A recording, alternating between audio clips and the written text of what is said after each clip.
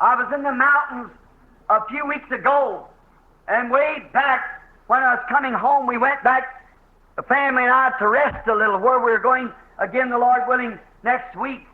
And then back there one night, I saw a vision, and it was a lovely, pretty woman, looked young woman, running. She had her hand there, and she was perishing with a heart attack. A beautiful woman, and she dropped and was gone. And the angel of the Lord said, now, when you hear of this, remember, they're going to say that she committed suicide, but she died in a heart attack, and it's almost 4, so you just say 4 o'clock. And then he left me. And I didn't wake the family up in the little cow camp, or where the cowboys stay, where we go back there to round up the cattle. I just let them sleep until morning, and then the next day I mentioned it. And I said, some young woman, very attractive, is going to die in a heart attack. And on the road out 2 days later, there it come in on the radio that this Miss, I can't think of her name, Monroe, Mrs. Monroe. I think that was her stage name or whatever it was. Her name was something else. And she had died, and they said she committed suicide.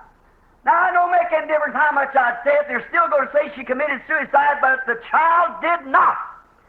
She died in a heart attack.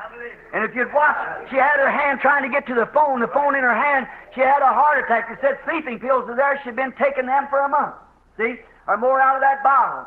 She died in a heart attack, and she died about 4 or 5 seconds before 4 o'clock, exactly. And I read of her life story in the magazine, how that she was an illegitimate child, and how that she'd washed so many dishes, and her mother in the insane institution.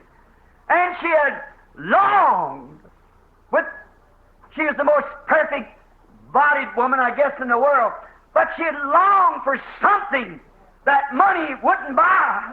I thought, oh, I wish I could have got to her. I know what she needed. There you are.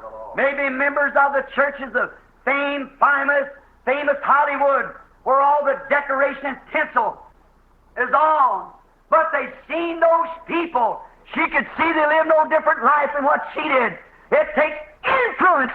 It takes the power of the resurrection of Christ amongst the people, that they see that Christ is not a statue hanging in a building, but He's a living being in the form of the Holy Spirit, living in men and women, bringing peace and contentment and happiness.